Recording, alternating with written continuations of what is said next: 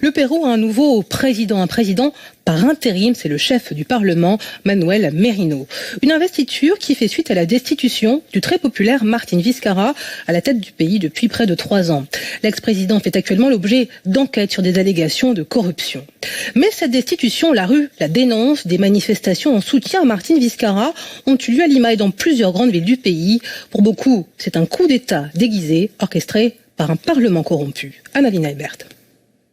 Merino n'est pas mon président, voilà ce qu'on peut lire sur ces pancartes. À Lima, la capitale, de nombreux Péruviens sont venus dire leur colère contre le président par intérim Manuel Merino. Ils veulent le retour de Martín Vizcarra, l'ancien président. Il a été destitué par un vote du Parlement lundi, à tort si l'on en croit ces manifestants. Nous sommes tous contre ce qui s'est passé hier. Un coup d'État a été mené par le Congrès simplement pour s'emparer du pouvoir.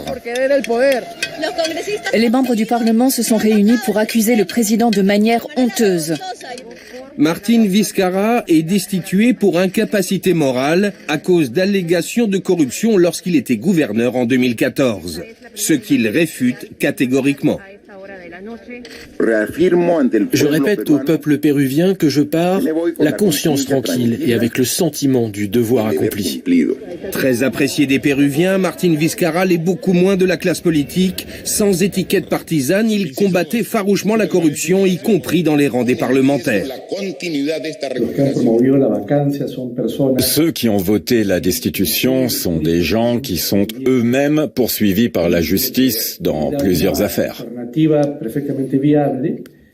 Si Vizcarra était allé au terme de son mandat en juillet prochain, il y aurait eu des procès d'ici là. Martín Vizcarra est remplacé par Manuel Merino, issu des rangs du centre droit. Le chef du Parlement, quasi inconnu des Péruviens, devient donc président par intérim. Il a prononcé un discours sans triomphalisme, sans doute pour calmer la colère de la rue. Il n'y a rien à fêter, je le redis, c'est un moment très difficile pour le pays. Nous devons faire preuve de grande qualité morale et de courage démocratique. Du courage, le Pérou en a bien besoin. Le pays est très durement touché par la pandémie. Il connaît également une crise économique d'une ampleur inédite.